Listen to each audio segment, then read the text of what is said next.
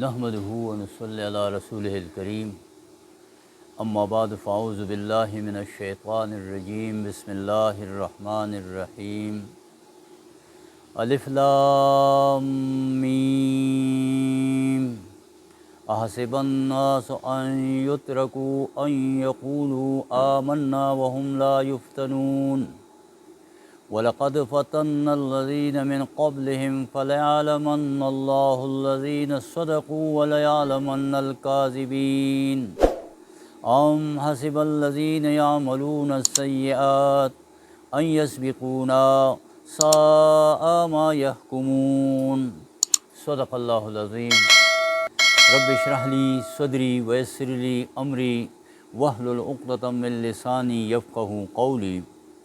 حضرات، نن زمونگا درس سورہ عنکبوت شروع کیگی او لومبی سلور آیاتونا داغی مختصر یو درس پئی۔ د دې آیاتونو مفہوم داسې دی، الف لام میم الله پوهیږي دی په مراد باندې۔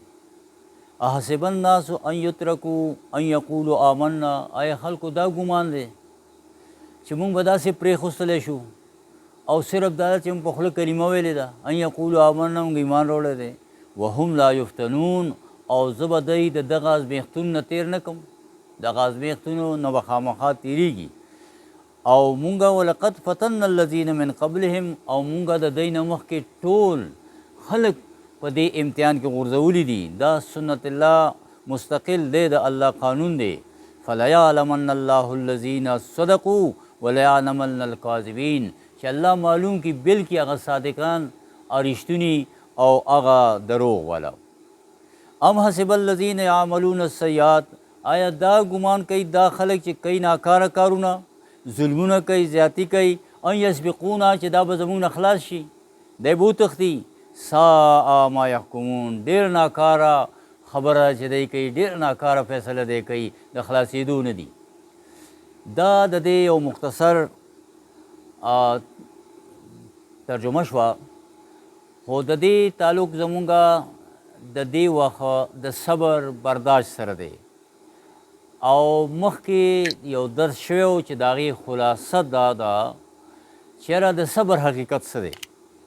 د صبر دا چې د ځان تن مندن دې قربانۍ د الله دین دپاره دې ته وایي صبر. او دا شی انتهایی ضروری دی، بغیر د تن مندن د قربانۍ نه یعنی جنت نشته. او په دې باندې خبره شوې وه، لکه سوره بقره کې وایي ام حسبتم ان تدخلوا الجنه، تا دا ګمان کوئ تاسو به جنت ته لاړ شئ. ولما یاتکم مثل الذین خلوا من قبلکم، او تاسو باندې هغه حالات نه دي راغلي چې تاسو نه مخکې وو.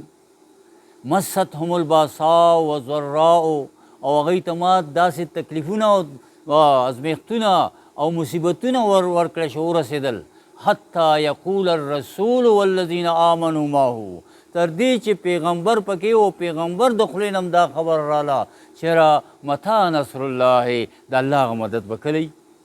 زمونږ خو دعاګانې نه قبلیږي، زمونږ خو دا دغه نه کېږي، دا صحیح حساب دی، کله به وي دعاګانې. لکه اوس دا خلک چې وایي زمونږ دعا نه قبلیږي. دغسې زلزلو الا ان نصر الله قریب، او و بېشکه د الله مدد نږدې دی، خو دې بټۍ نه به تېرېږئ، دې نه بغیر جنت شته دی نه. دا خبره مخکې شوې په دې درس شوی و. بیا غټه خبره هغې کې دا وشوله چې کله انسان شعوري طور یو صبر لاره اختیار کړي د قربانۍ د الله دین دپاره، چېرې زه د حق ملګرتیا کوم، دې کې به ما ته دا مسلې راځي او دا به زه برداشت کوم د الله دپاره، تراخو ګوټونه به تېروم. دی په دنیا کې اطمینان د الله نصیب کړي، او دی کوي قرباني، دی کوي جهاد، د مال تاوانېږي، نقصان کېږي دنیایي، لیکن دی اطمینان ولئ. او دا هغه اطمینان دی چې په ورځ د قیامت الله تبارک وتعالی د ته بیا په دغه مطمئن باندې آواز کوي. ګوره دې کې یو خبره مخکې شوې وه، دا وه چېرې اول خو ګوره سوره عذاب دی، نو وایي تاسو دپاره نمونه د محمد رسول الله صلی زندگی ده. لقد کان لکم فی رسول الله اسوة حسنة، د هغه سیرت څه و، ګوره ورپسې وضاحت کوي. دا د سوره احزاب آیاتونه دي، او دې کې ورپسې یو لومبی آیت دا دی چېرې ستاسو دپاره د محمد رسول الله ستم په سیرت کې په نقشه کې د هغه په سنتو کې تاسو دپاره نمونه د هغه څوک چې په الله او په آخرت ایمان لري. او بیا وایي لما رأى المؤمنون الاحزاب مؤمنون الاحزاب، کله چې مؤمنانو هغه لښکرې ولیدلې چې په دوی پسې راغونډې شوي وي، قالو نو ویلې هذا ما وعدنا الله ورسوله، دا چې کوم دی دا هغه وعده وه چې الله موږ سره کړې وه چې تاسو باندې به دا تکلیف راځي، تاسو به زما د دین دپاره قرباني کوئ، تاسو پسې به خلک راغونډېږي، تاسو به د کلي نه وباسي، تاسو به شړي، تاسو به دا هر څه به تاسو سره کوي. نو هغه دې رالل.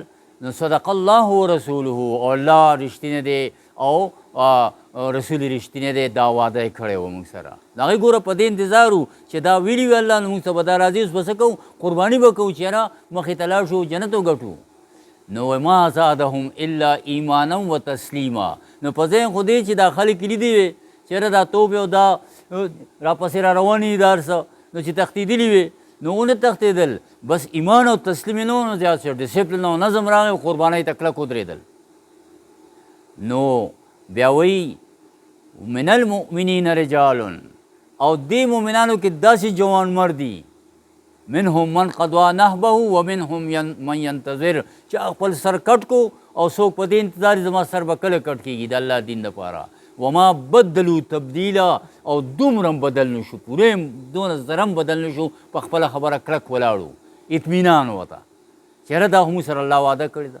وګوره دغه اطمینان په ورځ د قیامت چې آواز کېږي د سوره فجر اخري آیتونه تاسو اکثر مولوي صاحب چې کوم دی نه په دغه کې وایي، په مانځه کې وایي یا ایتها النفس المطمئنه، ای هغه انسانه چې ته اطمینان والا وي، ارجعی الی ربک راضیة مرضیه، اوس راځه ستا نه الله هم رضا دی او تم ترې نه رضا یې. ګوره دا کم مقام و دلته په دنیا کې دغه اطمینانو د الله د دین دپاره تن من دن قربانۍ ته تیار شوی و، جهاد یې کړی و، او لہذا هغه اطمینان پای کې چې زما دا څه ولګي دا به مال هلته الله راکوي. دلته اطمینان او هلته ګوره قیامت کې الله ورته دا وایي چې یا ایتها النفس المطمئنه ارجعی الی ربک راضیة مرضیه فادخلي فی عبادی، زما بندګانو کې شامل شه. ستا نه مخکې انبیا کرام رسولان دې لاره باندې تللي وو، ته په هغه لار باندې رالې، اوس زما هغه بندګانو کې شامل شه. فادخلي جنتي، او زما جنت ته داخل شه. ګوره دا آیتونه مونږ اورو، پوهېږو نه چې دا څه حساب دی. دا چې کله سړی میدان ته راکوشي نو تربیت په میدان کې کېږي، هسې نه کېږي. نو لہذا په دې آیاتونو کې دا خبره کوي چې کله دا به خامخا وي، دې نه به خامخا تاسو تېرېږئ. دا ته وایي صبر، دې ته صبر نه وایي چې بس ور بند کو خلک څه به کوي، به داسې نه دي.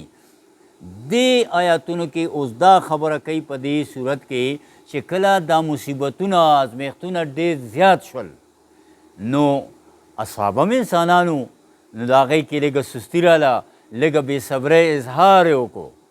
لکه ګوره حباب رضی الله تعالی عنه په سکروټو سملو او ملا کې کندې جوړې شولې، او بیا راغی محمد رسول الله صلی الله علیه وسلم کعبې ته ډډه والده ناست دی، او ورته یې کېناستو چې یا رسول الله ته زما لا شا وګوره. چې ویې کته نو وایي ته به کله مونږ ته اجازت کړې، زه دی نه بدل اخلم، دی نه زه بدل اخلم، او دا به کله مونږ ته الله داسې وایي. ګوره د بې صبرۍ دغه یې وکړ. محمد رسول الله صلی الله علیه وسلم د معمول خلاف داسې راپاڅېد او کېناستو او د غصې اظهار یې وکړو چې ای حباب ډېره توندي کې، ستا نه چې مخکې کوم خلک په دې لار تللي دي هغه خلکو خښ کړي دي، واره کړي دي، تا نه چې مخکې په دې لار تللي دي هغوی نه د اوسپنو په ږمنځو باندې غوښې لرې کړي دي، او تا لا دا سکروټه باندې ته دغه شوې. ګوره دا د هغه اظهار دا د سیرت کې دا ښکاره دا واقعیت شته دی.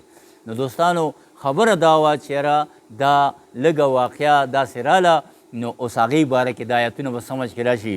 وایي احسب الناس، د خلکو دا ګمان دی بس ما کلمه په خوله ویلې ده او سبحان الله مې وویل، کلمه مې وویله او جنت ته به لاړ شم، ان یترکو دی به داسې زه پرېږدم، ان یقولو آمنا چې دی ما ایمان راوړی، ما کلمه ویلې ده، وهم لا یفتنون، او ده به دې ازمیښت نه تېر نه کړم، دې نه به خامخا تېرېږي. نو دوستانو دا آیات کې د هغه حوالې سره خبره کوي چې د هغې هغه بې صبرۍ اظهار وشو. ګوره قرباني 100% د هغې په نیت کې څه فرق نه و، خو لږ کمی په هغه اظهار کې راغی بې صبرۍ کې، نو الله ورته دا ووایي. نو دې کې دوستانو مونږ ته دا هدایت دی چې ګوره دا فتنه ده. وایي ولقد ګوره یفتنون، نو فتنه څه ته وایي؟ فتنه قرآن د دې ډېر ښکلی وضاحت ځای په ځای کړی دی. دا بس کسوټي دی، امتحان دی. سره زر دی وړل دغه ته د کېښول، هغه سره یو شی وي ته کسوټي وایي، هغې باندې وګوري چې دا اصلي دغه دي څونه پکې ملاوټ دی، فوراً به ته وایي دغې ته فتنه وایي. دا فتنه چې کوم دی الله به دا کره او کوټه معلوموي، هله به جنت ته ځي. وایي انما اموالکم و اولادکم فتنه، دا مال اولاد دا تعالی درکې دی، ګوره امتحان دی، دا ستا حق نه و، دا د امتحان دپاره دی. او والله عنده اجر عظیم، دا الله سره چې دی نو ډېرې د هغې دپاره دا قرباني کوي. لہذا دا قربانی دا امتحان اول د څه دی؟ د فکر دی، د فکر چې د الله معرفت حاصل شي، په دې خبره ځان پوه کړو. دا زمونږ بې عملي او بدعملي ولې ده چې زما بابا څه ویلي بس حقه دي، زما ملا صاحب چې څه ویلي حقه دي، بس زما مدرسه کې چې څه خبره شوې ده حقه ده، زمونږ مشرانو چې څه ویلي ده. دا خبرې مونږ قرآن ډایرکټ نه رالو چې مونږ په دې ځان خبر کړو چې ما ته قرآن څه وایي. ګوره دا داسې ټکي دي چې تاسو دې ترجمه چې لږ هم اردو پښتو ورین په دې باندې پوهېږي. لہذا دا د فکر امتحان اول دی چې ته په دې باندې ځان پوهېږي. بیا استقامت چې ته وایې چې او زما رب الله دی، الله حاکم دی، د مخلوق حاکمیت حرام دی، نو چې په دې استقامت راشي. ګوره دې استقامت تاسو ګورئ مثال د بلال رضی الله تعالی عنہ ګورئ راکاږي او په سخت ځمکه باندې په نور کې کاڼي ورله پسې نه ایښي دي او هغه وایي احد احد احد نه وړي هغې نه. اته دا پته وه چې زه دا کلمې ما به داسې راکاږي دې ته تیار و. مونږ خو دا خبره عذر دی، بس کله یې بیا پرېږدو خبره. دغسې ګوره د محمد رسول الله صلی الله علیه وسلم یعنې طایف ته لاړو او هغه سره کم عمل وشو د دې دپاره او هغه پڼې مبارکه یعنې وینې ډکه شوې، هغه د کلي چوکره وه بدماشانو هلکانو هغه یې په کاڼو باندې وویشتو او بیا د کلي نه همداسې دیکه کړو چې ځو دلته راته مه غورځېږي، زغو پرې راغی او هغه به راځي بار هغه باغ کې څوک وتلي طایف ته، نو هغه باغ چې هلته بیا اوس هم هغه باغ شته د هغه یو شکل دی، هلته کښېني او بیا دعا کوي چې ای ربه نو تا زه دې دشمنانو ته وسپارلم چې دوی ما سره څه کوي یا به کوي. ګوره الله ته یو شکایت او یو فریاد یې وکړو او بیا اخر یې ګوره بنده و که نه، وایي چې ای ربه که ته رضا یې نو زه پرې رضا یم، خو که دا عذاب نه وي زما لپاره څه ما نه څه کمی شوی او تاسې نیولی یم د هغې په وجه چې دا نه نو لا ابالي، هېڅ پروا بیا نشته.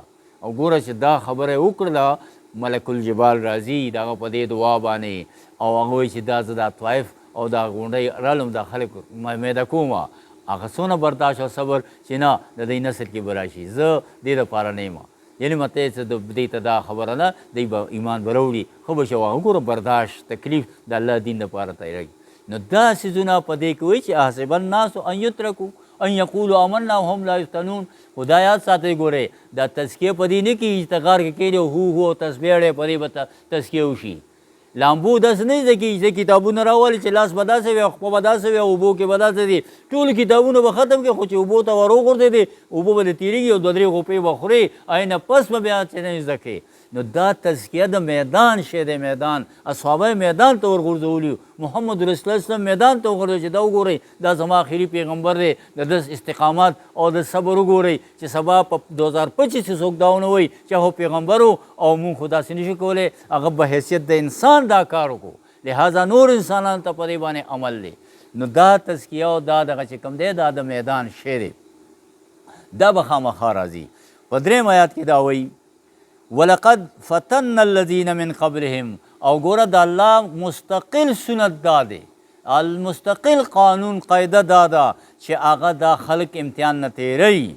فلیعلم او څه دپاره فلیعلمن الله الذین صدقوا ولیعلمن الکاذبین، دې دپاره چې معلوم کړي کوم چې رښتینې دي، سچ سچ دی او جوړ جوړ دی هغه بیل کړي.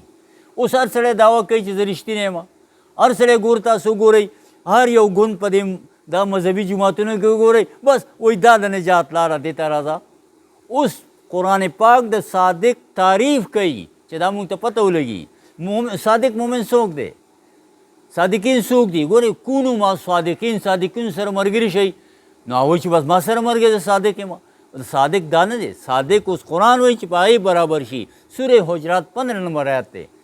انما المؤمنون الذين آمنوا بالله ورسوله ثم لم يرتابوا وجاهدوا باموالهم وانفسهم في سبيل الله فاولئك هم الصادقون. مومن صرف دغه دی، بل نشته. د انما کې خبره چې بل د سره دعوه نشي کولی د ایمان. ایمان صرف د دې سړي دی چې د په الله ایمان راوړو، په رسول، او بیا شک رانغی او د الله د دین د غلبې دپاره، د جهاد او د قتال لپاره جان مال دا ټولې قرباني کړل، په دې روان شو د په لار باندې. اولئک هم الصادقون، دا رښتینی دی. نو ګوره دا څونه واضح خبره ده. خو مونږ هلته میدان ته کوزیږو نه، زمونږ دا میدان دی نه، نو قرآن ته ضرورت هم نه راځي. ځکه دا خو بالا چې د میدان ته کوشي که نه، ته چې پېښور ته ځې نو بیا باډه کې د ګاډي تپوس کې چې پېښور ته کم ګاډه ځي، خو چې ته پېښور ته ځې نو د پېښور په ګاډو باندې څه کوې؟ دغسې دا آیاتونه به مو هله زموږ په کار راشي، دا قرآن به هله زموږ د دلچسپۍ ځای شي چې مونږ په دې باندې هغه مشن د محمد رسول الله وسلم یا د قرآن چې کوم غواړي چې د الله حاکمیت، د الله دین غلبه راشي، هله به کېږي.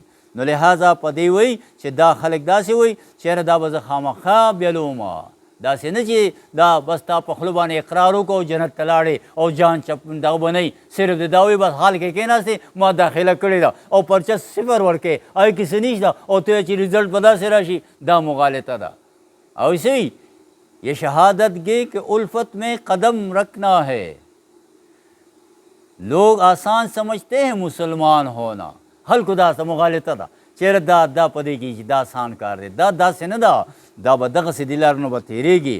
اوس په 3 آیات کې 4 آیات کې الله تبارک وتعالی د مؤمنانو ګوره یو هوی دلته مخکې څه ډانډه پټ شو چې تاسو به خلاص شئ، دا ایمان داسې دا دې نه بغیر به تاسو لاړ شئ، یعنې یو رټنه او جزر چې تاسو دا څه در باندې شوي دي.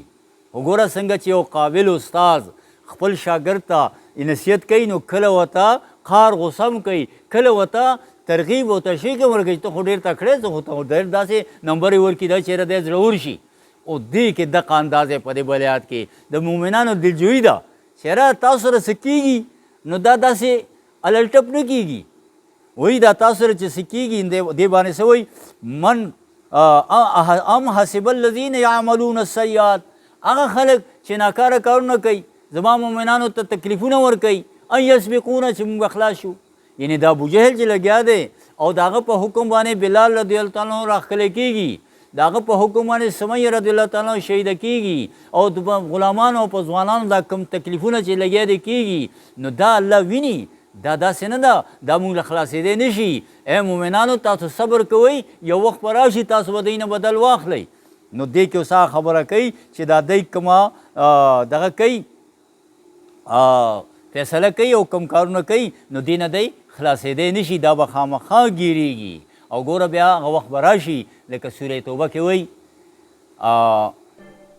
قاتلوهم، راغی وخت، ګوره سوره توبه کې وخت راغی، مدني صورت دی، ورته قاتلوهم، تاسو دوی سره جنګ وکئ، جګړه وکئ، سرماتی ورسره وکئ.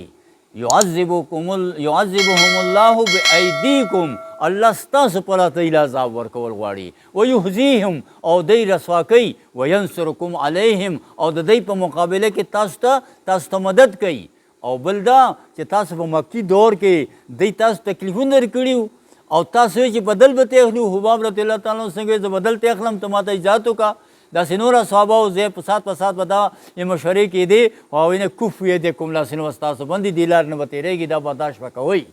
نو اوس ګوره ویسفي صدور قوم المؤمنین، چې د مؤمنانو زړه پې یخ شي، چې اوس راګیر کې په میدان بدر کې وګوره، جنګ کې احد کې وګوره، جنګ څونه یعنې کفار سرداران د کفارو هغه شهیدان شول، د مسلمانانو زړونه پې یخ شول، چې هغه ابوجهل کوم خوا لاړو، هغه نور کوم خوا لاړل، غټ غټ سیدونه هغه لاړل سرداران. نو دا وایي یشفي صدور قوم المؤمنین، او دې کې یو قسم بشارت دی، زیری دی چې دا وخت به راځي.